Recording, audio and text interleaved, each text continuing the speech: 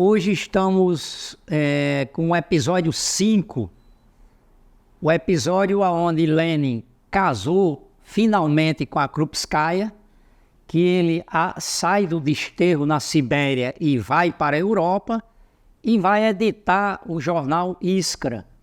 Também é o episódio onde ele vai começar um combate, uma luta contra os desvios do marxismo que começaram a aparecer nesse período. Também nesse episódio nós vamos discutir o choque que ele teve com o seu mestre, no caso o Plekhanov, ok? Então, estamos iniciando o episódio 5, vamos participar dessa saga junto conosco.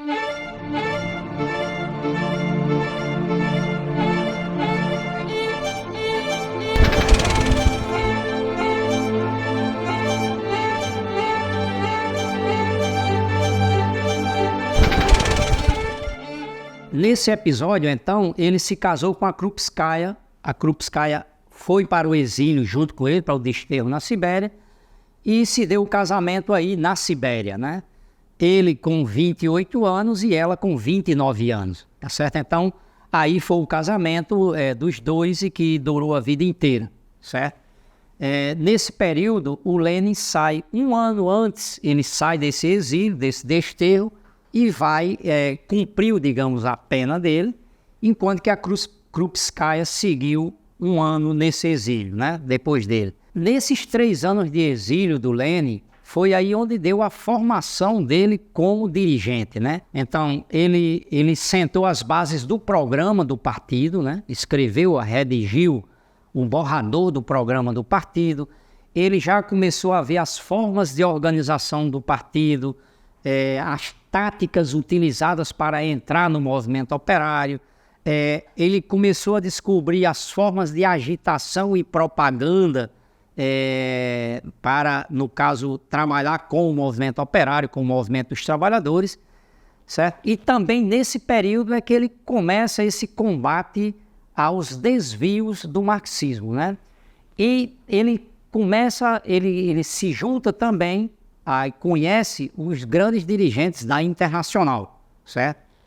Da Segunda Internacional. Então, o primeiro elemento que eu queria tocar nesse episódio aqui é o seguinte: é o desvio que começou a ocorrer na Rússia, chamado o desvio economicista, tá? É um nome difícil, mas de fácil entendimento. Nos episódios anteriores, eu coloquei que o marxismo se tornou a corrente majoritária na Rússia a partir do surgimento das grandes greves, das grandes fábricas.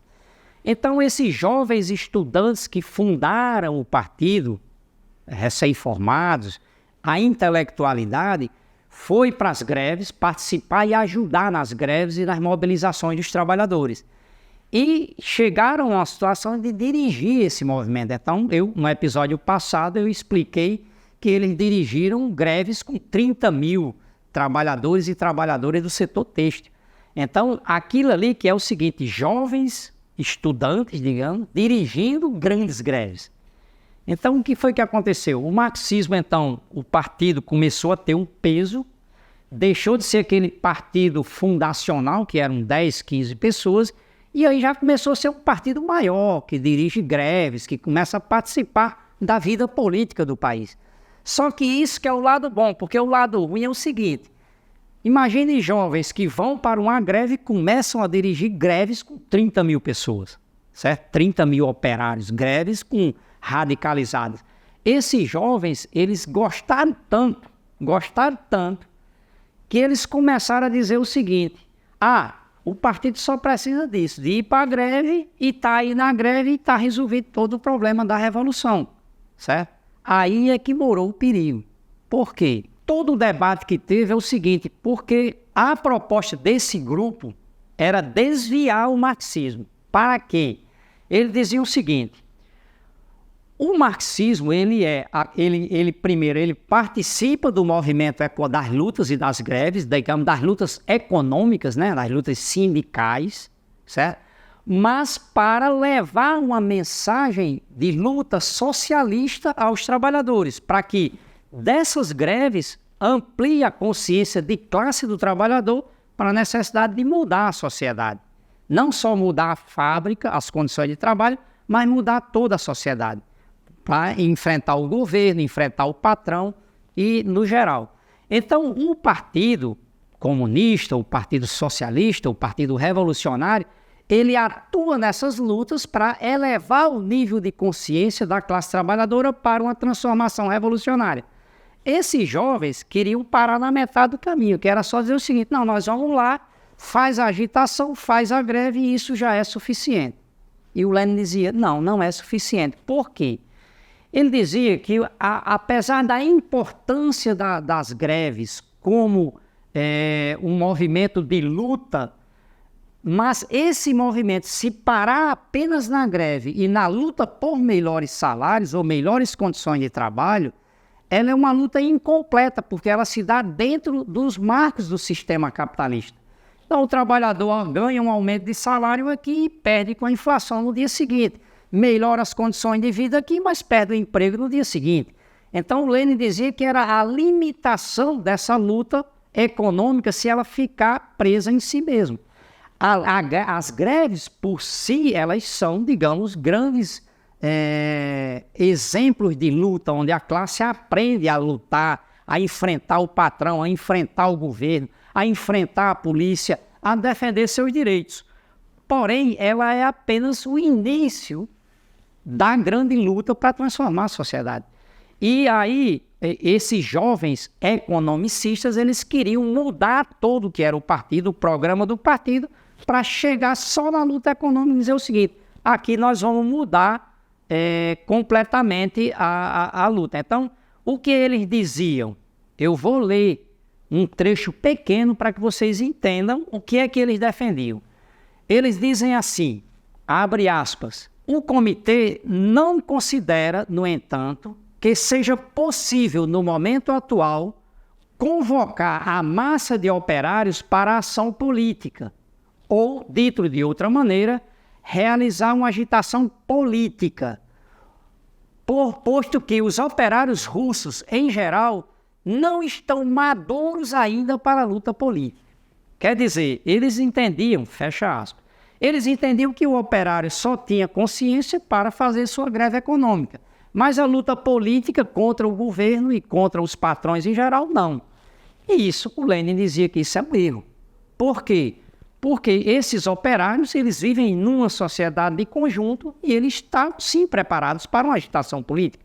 E se não estivessem preparados, a obrigação do partido é passar essa ideia, essa agitação e essa propaganda do socialismo, das questões políticas, da mudança de governo, etc., etc., a obrigação do partido é passar de forma simples essa agitação e essa propaganda para os operários, certo? Então, essa era a situação e a polêmica entre um e outro. Então, na verdade, os economicistas já eram um desvio do marxismo, que o marxismo deixaria de ser a luta pela transformação socialista e ia ser simplesmente um sindicato, certo? Quer dizer, ia se igualar ao que é um sindicato. E para isso não tem sentido, porque já tem os sindicatos que fazem esse papel e fazem muito bem esse papel. E o Lênin também dizia que o objetivo do partido não é tratar os operários e os trabalhadores como bebês, como crianças de colo, certo? Que a obrigação do partido é educar toda a massa de trabalhadores numa consciência de classe contra o patrão e o governo, e também pegar os melhores filhos e filhas e formar como intelectuais operários para que saibam da história, saibam e entendam a sociedade de conjunto, porque são os próprios trabalhadores que têm que fazer essa transformação, né? Como já dizia o próprio Manifesto Comunista, certo? A libertação dos trabalhadores será obra dos próprios trabalhadores, certo? E também tem uma polêmica muito grande do Lênin com esses economicistas, porque ele dizia o seguinte: nós fazemos as greves econômicas, ajudamos as greves dos operários, e a luta política contra o czar, contra o imperador, para derrubar a autocracia e derrubar aquele governo ditatorial, essa tarefa cabia à burguesia fazer, aos intelectuais burgueses, aos acadêmicos fazer essa luta. Então ele dizia, não cabia aos operários a luta para mudar o governo, certo?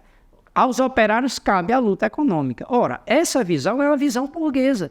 Quer dizer, aos operários cabe só o ambiente do trabalho e suas mudanças no trabalho, certo? Então esse é um erro grande, porque os trabalhadores que produzem tudo, eles têm que se meter em toda a sociedade para decidir o destino da sociedade de conjunto, certo? Então, digamos que essa foi uma grande discussão, a primeira grande discussão quando o marxismo na Rússia se tornou preponderante, já com um peso importante. Assim que o marxismo o partido adquire peso, já começam desvios para tirar o marxismo do caminho da revolução. E, na verdade, os economicistas, eles queriam transformar o partido num partido de reformas, de conseguir pequenas reformas que tivessem a ver com o nível de vida, com o salário, etc., mas eles não queriam que o partido fosse um partido para a revolução, para a transformação social. Então, significava destruir o que é o marxismo, certo? Essa polêmica foi feita, Lenin foi um dos primeiros que enfrentou esse desvio, escreveu no próprio exílio e reuniu os companheiros para lutar contra esse desvio economicista. A segunda grande luta do Lenin foi contra uma corrente liderada por um alemão chamado Bernstein. Na Alemanha, diferente da Rússia, aí já tinha um partido muito grande, certo? E a diferença da Rússia, lá podia ter sindicato e podia ter partido legal, depois de um determinado tempo, né? Teve um tempo que estava na ilegalidade, mas já em 1900 eles já tinham essa liberdade. E aí já tinha um partido muito grande, certo? Um partido com, bote aí, 100 mil pessoas, 200 mil militantes, né? Participantes, dirigiam uma parte grande dos sindicatos do país, etc. Aí surgiu uma corrente liderada por um senhor chamado Bernstein. Ele começou a dizer o seguinte, de que as principais questões que diziam o marxismo não estavam, que o Marx tinha colocado no Capital, etc., não estavam ocorrendo na realidade. Então, por exemplo, ele dizia assim, esse negócio que tem crise capitalista, isso aí não está acontecendo na realidade. Por quê? As crises, ao invés de estarem aumentando, como dizia o Marx, elas estão diminuindo, certo? E também tem uma melhoria das condições de vida do trabalhador, porque o Marx dizia que é o seguinte, que o capitalismo, num polo, ele ia enriquecer, a acumulação capitalista enriqueceria um punhado de grandes bilionários, ao mesmo tempo que aumentar a miséria na massa. Isso era uma lei do capitalismo. Então ele diz o seguinte, essa lei não está funcionando. Por quê? Porque está melhorando a situação da classe trabalhadora de conjunto e ao mesmo tempo que está aumentando o número de ricos, de empresários. Então, por exemplo, ele colocava até o camelô como empresário, certo? Coisa que hoje em dia é muito comum. Toda pessoa hoje é empreendedor. Isso é uma manobra da burguesia para mostrar que está aumentando o número de patrões, né? Então, que tem tantos patrões, milhões e milhões de patrões, e os trabalhadores estão melhorando de vida. Então, ele dizia isso, certo? Ele dizia que as sociedades anônimas estavam anulando o que o Marx dizia, que ia ter uma centralização do capital, uma concentração do capital em grandes multinacionais, em grandes cartéis e trustes, né? Isso que o Marx dizia, que o Lenin dizia. E o Bernstein começou a negar isso, dizendo que não. Sociedade anônima são milhões de proprietários e não existe isso de que está diminuindo o número de bilionários do mundo, de grandes empresários. E, ao mesmo tempo, ele negava que havia o empobrecimento da população, certo? Também ele começou a desenvolver dizendo de que estava aumentando o número de empresários a partir de pegar o número de pequenos proprietários que tinham, digamos, do campo e da cidade, né, que abriam empresas, certo? Só que com isso ele queria negar a visão de que o Marx dizia que a grande propriedade burguesa vai quebrar a pequena e vai engolir a pequena e destruir a pequena propriedade. Então ele começou a negar todo o marxismo nas questões principais do marxismo. E depois também, filosoficamente, ele começou a dizer de que o marxismo analisa que a sociedade, a partir da base material, da economia, mas não só da economia, digamos, do desenvolvimento material, da produção de riqueza, o marxista analisa detidamente isso para depois ver os pensamentos, os partidos, as classes sociais, etc. Ele começou a dizer que isso não tem nada a ver, que esse materialismo histórico e dialético, isso não tem nada a ver, e que, na verdade, ele queria retornar a uma visão não científica, dizer o seguinte, de que a história se desenvolve a partir de preceitos morais, do bem e do mal. Então, os grandes heróis, as pessoas boas, etc., é que vão mudar a sociedade, etc. e tal. Quer dizer, é uma mudança do que seria o marxismo filosoficamente, né? Então, ele queria ir já para o idealismo, onde tudo se explica a partir das ideias das pessoas e não da explicação da base material de onde cada um vive, né? E de onde cada um trabalha, etc. Bom, então o Bernstein, ele liderou uma corrente no partido alemão muito forte, certo? E que durante décadas foi trabalhando essas ideias. Para você ter uma ideia, ele chegou a trabalhar a ideia de que o imperialismo alemão era civilizador, que não teria tanto problema de que o imperialismo alemão dominasse um país da África, por exemplo, ou da Ásia, porque estaria levando a civilização europeia para aqueles bárbaros. Então ele defendia uma colonização socialista, certo? E por aí, na verdade, ele também ele ficou mais conhecido ainda em toda a Segunda Internacional, porque não era só na Alemanha que tinha isso. Ele ficou conhecido dizendo o seguinte, que o que importa é o movimento e não o objetivo final.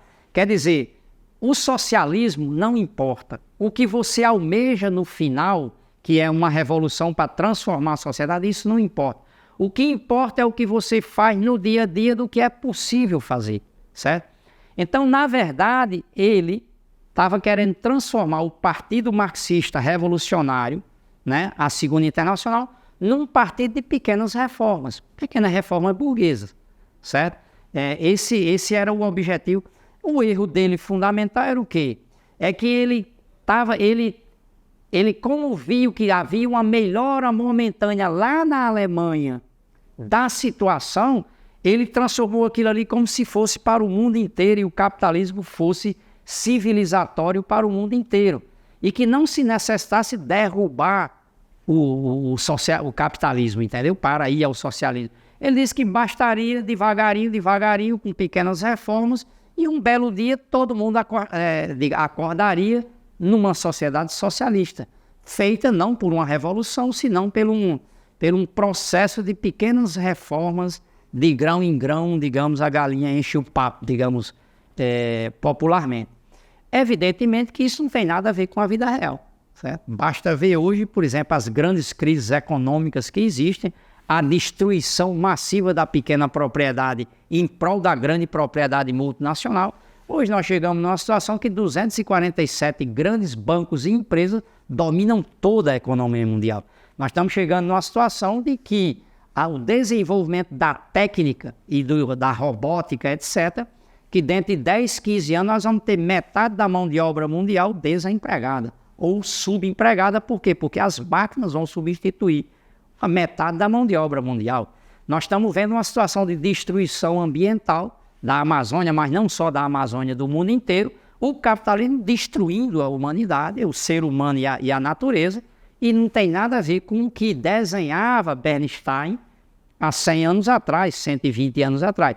Está se demonstrando hoje o que o Marx dizia no Capital e que o Lenin defendia e mostrava que estava ocorrendo na Rússia. Então, veja como é importante essa polêmica que começou a surgir dentro do marxismo quando ele começou a ter peso na realidade. E por que ocorre isso? Justamente porque a burguesia, vendo que o marxismo estava crescendo com peso na classe trabalhadora, a burguesia começou a penetrar com suas ideias dentro do movimento dos trabalhadores, certo? para corromper o movimento de trabalhadores. E se utilizava desses líderes de dentro do movimento para ir corrompendo paulatinamente o movimento. Então é muito importante isso porque demonstra a luta do Lenin como um legítimo revolucionário que estava querendo preservar a herança do Marx, tanto na Rússia, mas não só na Rússia, como na Segunda Internacional. Bom, outra questão que é importante que a gente possa ver é o seguinte, com relação ao tema do partido, né? O Lenin, eu já falei em episódios anteriores, ele se tornou dirigente do partido que estava surgindo, o POSDR, o Partido Operário Social Democrata Russo, certo?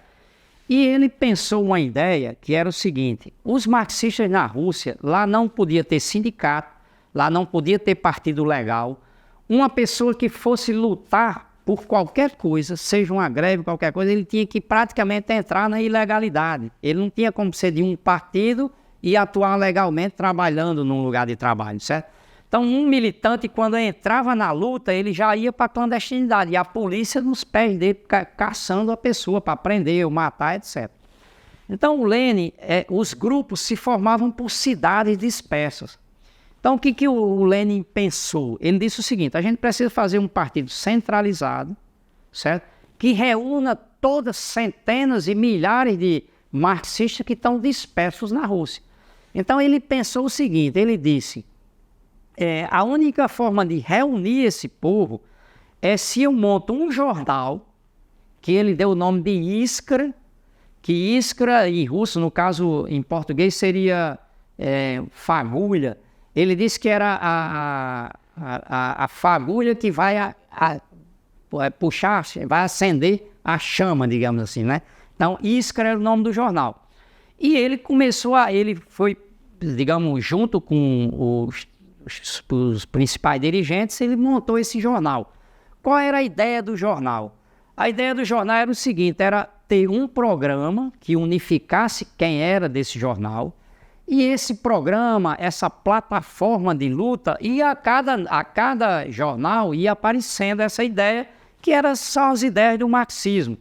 Ao mesmo tempo, o jornal ia explicar tanto o tema da agitação, quer dizer, os elementos da conjuntura mais importantes que deveriam ser tocados, por exemplo, algum acontecimento importante daquele momento, e depois também como explicar pacientemente, através da propaganda, essa agitação também para bastante gente. Então ele dizia, o jornal é o que pode unificar todo esse povo que está disperso.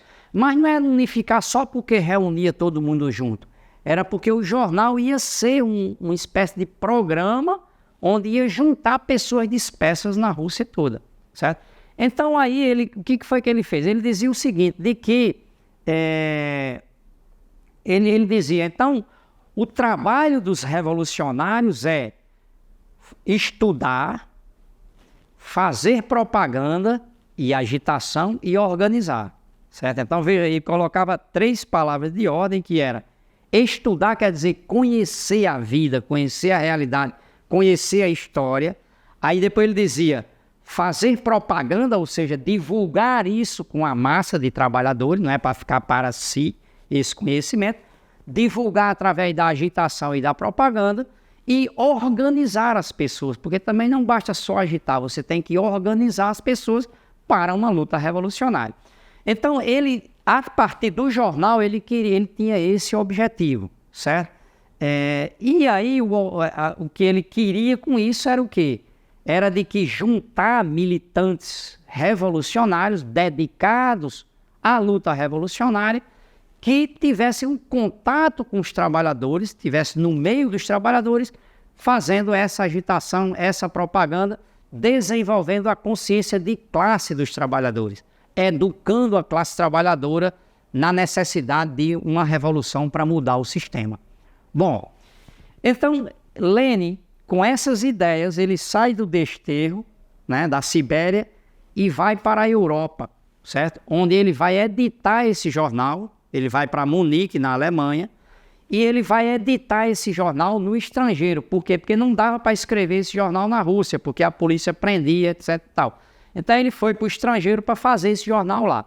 E ele foi com mais dois dirigentes da idade dele. Então Lenin, nesse tempo, o Lenin tinha 30 anos, o Martov tinha 27 anos, que era o colega dele de Ameia, né, que ele gostava muito. Os dois eram muito amigos, Martov e o Lenin, e o Potresov, que tinha 31 anos. Então era uma geração de 27, 30, 31 anos. Esses três eram os dirigentes jovens que vieram da Rússia, já das greves, dos movimentos, da clandestinidade e da formação do marxismo na Rússia, tá certo? Bom, quando eles vêm para o exílio, quando eles vêm para a Europa, para a sua emigração, eles vão para a Europa, digamos, para lançar esse jornal, eles encontram a geração que formou o marxismo na Rússia, que era um grupo chamado A Emancipação do Trabalho, que era dirigido por Plekhanov, que era, nesse período aí, ele tinha 44 anos, você vê, já tinha 14 anos mais que Lenin, e os outros dois, as duas pessoas, o outro era Axelrod, tinha 50 anos, e a Vera Zazulys, que a gente já se referiu a ela, tinha 52 anos. Ela era uma heroína, era ex-populista, todos três, né? Eram da corrente populista que se converteram ao marxismo. Só que eles eram a geração que fundou o marxismo no estrangeiro. Eles já não pisavam na Rússia há 20, 30 anos, certo? Então eles já estavam acostumados com uma atividade que era principalmente os dois primeiros, e o Plekhanov em particular, que era uma atividade acadêmica, digamos, que era de explicação do marxismo, ideológica, digamos. Nisso ele fez muito bem, porque ele foi o fundador do marxismo na Rússia. E ele tinha uma capacidade muito grande de explicar o marxismo. E ele ganhou gerações e gerações de novos revolucionários para o marxismo. Então, aí está o mérito dele. Porém, o que aconteceu quando juntou uma geração nova vindo da Rússia com a geração velha que dirigia a organização desde o começo dela? Deu um choque de gerações. E esse choque de gerações foi muito importante, muito importante. Por quê? Porque os novos vinham da Rússia já com uma visão de formar um partido de combate, um partido combativo, de transformação revolucionária no meio do povo, com greve, com insurreição, com revolução. No caso, o Plekhanov, ele tinha uma visão muito que era ideológica, de livros, de debates, etc. e tal, mas não era de formar um partido combativo. Era de formar uma organização que, digamos, politicamente, ideologicamente seria marxista, mas que não metia o pé na lama, não estava no lugar onde tinha que transformar, que era com a classe operária, com a classe trabalhadora. Então, o Plekhanov, ele era aquele homem do partido fundacional, que era aquela atividade mais acadêmica, mais intelectual, mais, né? E o Lenin e os outros dois, eles já vinham do movimento, que era um movimento de um partido já metido no meio do povo, um partido combativo, de militantes ativos, etc. Então já era da outra fase do partido. O que é normal, e quem participa de partido revolucionário nos dias de hoje, sempre vai ver essas crises, que é o quê? Quando uma geração nova ela começa a aparecer e a desenvolver, ela se choca com a geração velha que se tornou conservadora. Isso é uma coisa normal em quase todos os partidos. A resolução do problema é simples, quando os velhos alentam os jovens a crescer e a desenvolver, ajudam os jovens e dá espaço para os jovens. Só que aqui não aconteceu isso. O Plekhanov, ele se achava o sabichão de tudo. Era tudo o que ele dizia ou não, certo?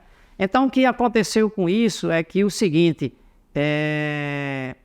o Plekhanov tinha uma relação familiar, digamos, com os outros dois, com Vera Zazulys e o Axelrod. Então eles tinham uma coisa que era como um grupo de amigos que se gostavam e tal. Mas um partido revolucionário não pode ser um grupo de amigos que se gostam, certo? Um partido revolucionário é um partido revolucionário, é combativo, tem gente de todo tipo. As pessoas têm que gostar e concordar com o programa, não viver num ambiente familiar e quase como uma camarilha que um protege o outro. Um partido revolucionário não é assim. O partido revolucionário, aí o Lênin vinha defendendo um partido de militantes ativos que se organizavam a partir de um programa e, inclusive, ele dizia, nem sempre tem que ter o mesmo posicionamento. Às vezes, a luta política dentro do partido ajuda o crescimento. Então, não tinha que ser todo mundo concordando com o Plekhanov, porque era um velho que estava com as estrelas aqui por causa de 30 anos de militância, certo? Então, esse choque se deu na redação do jornal, certo? Porque tinha 3 jovens e 3 velhos. E aí, esse choque foi muito pesado. O Lênin diz o seguinte, o Lênin diz que ele se decepcionou muito com Plekhanov, porque Plekhanov era, digamos, o cara que ele mais queria, digamos, ele adorava do ponto de vista político, os posicionamentos, do ponto de vista filosófico, mas ele já foi notando, e eu já coloquei em episódios anteriores, que começou a surgir diferenças entre eles, né? Então aqui, é muito importante que vocês tenham claro esse choque entre Lênin e Plekhanov, que não é um choque de pessoas, certo? Mas é um choque geracional e tem a ver com o método de construção do partido, certo? Quer dizer, um partido revolucionário que vai ter milhares de pessoas, depois dezenas de milhares, depois centenas de milhares de pessoas, não pode funcionar como um clube de amigos que tem uma pessoa que todo mundo, digamos, pé da benção. Certo? Não dá para ser assim. E justamente o Lênin estava refletindo, e todas as propostas do Lênin, do partido, já vinham com essa visão de um partido combativo. Os próximos episódios nós vamos ver o livro O Que Fazer, que na verdade o Lênin, nesse período agora, ele já vem trabalhando todas as ideias que vão estar naquele livro, que é como que ele imagina um partido revolucionário combativo para transformar a sociedade. Para encerrar, eu queria colocar assim, nesse episódio, existe um pensamento importante na parte da esquerda e de dirigentes revolucionários até os dias de hoje que acreditam que Lênin era um cara que a vida toda ele foi um seguidor do Plekhanov, não? E isso tem uma certa razão. Mas essa visão de que Lênin batia continência para Plekhanov em todas as questões é uma caricatura. Por quê? Já nesse momento, em 1900, portanto, nesse momento em que eu estou relatando nesse episódio aqui, a gente já identificou 5 diferenças entre Lênin e Plekhanov que eu venho trabalhando nos episódios anteriores. Certo? A primeira é sobre o materialismo, né? A questão de materialismo e idealismo que nós debatemos no episódio 4, no episódio anterior, né? A segunda diferença, as relações do proletariado com a burguesia, que Lênin tinha uma orientação que era de não confiar nessa burguesia, não fazer aliança com essa burguesia, não colocar o proletariado seguindo essa burguesia russa, que ele dizia que era falsona, e o Plekhanov tinha uma orientação que era de o proletariado apoiando essa burguesia na Revolução Democrática. E Lênin dizia isso não é correto, porque essa burguesia não vai fazer a Revolução Democrática na Rússia. Então está aí uma segunda diferença importante. A terceira era sobre o tema do povo judeu, que lá na Rússia o povo judeu tinha uma participação revolucionária muito grande, tanto que eu coloquei no primeiro episódio da infância do Lênin que o Lênin tem uma ascendência judia, mas você tem vários dirigentes revolucionários. Por exemplo, o Trotsky era judeu, mas não só Trotsky. Milhares e milhares de dirigentes da Revolução Russa eram judeus. Por quê? Justamente que é um povo que gerou muitos revolucionários na Rússia nesse período. Certo? Depois, o Plekhanov tinha uma visão que todos os judeus são chauvinistas, nacionalistas, etc. E Lenin não, valorizava a participação dos trabalhadores judeus no Partido Revolucionário. Também havia uma diferença grande no projeto de programa do partido, certo? O Lenin já estava apresentando diferenças programáticas com Plekhanov, que nós vamos ver em episódios posteriores. E, por último, uma diferença importante nesse método de construção partidária que nós vimos no choque entre gerações, certo? E que Plekhanov não abriu espaço para as novas gerações dirigirem o partido. Depois esse conflito, digamos, foi suavizado, certo? Mas nunca mais foi igual. Lenin disse que o amor que ele tinha por Plekhanov, ele nunca mais vai recuperar. E aí, a partir daí, ele tem relações de camaradagem, mas amigos, negócios à parte, né? Digamos assim. E isso com muita dor, porque fala o Lenin, né? Depois vocês podem ler o e-book que está aqui, que vocês podem clicar aqui em baixar. Lá está explicado bem as falas do Lenin, mas o Lenin estimava muito o Plekhanov, né? Ele estimava muito as posições políticas de Plekhanov. Então isso foi como uma dor que ele sentiu, a primeira desilusão que ele teve, grande desilusão na construção do partido. Mas isso não fez com que ele baixasse a guarda, ele seguiu na luta. Na verdade, ele e os dois jovens se transformaram na direção do partido e conseguiram que esse jornal cumprisse o papel que o Lenin queria, e Lenin, Martov e o Potresov se tornaram a direção fundamental do partido até a Revolução de 1905 e a Revolução de 1917. Mas é um episódio importante para entender o Lenin e a localização do Lenin como dirigente. Bom, para finalizar, o Lenin nem sempre foi Lenin, né? É Vladimir Ilyich Ulyanov. Quando foi que ele começou a ser chamado de Lenin?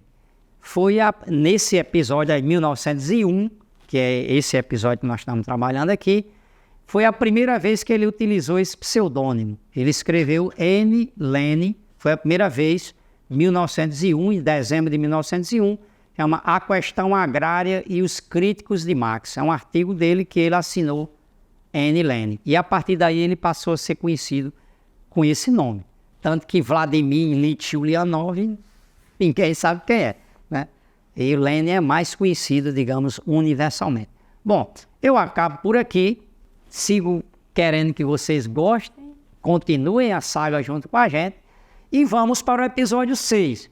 O episódio 6 é o episódio onde mostra a covarde burguesia russa e as valentes mulheres revolucionárias do país, tá certo? Então convido a vocês aqui, assistam, participem desse episódio 6 da saga da vida e da obra do Lenin.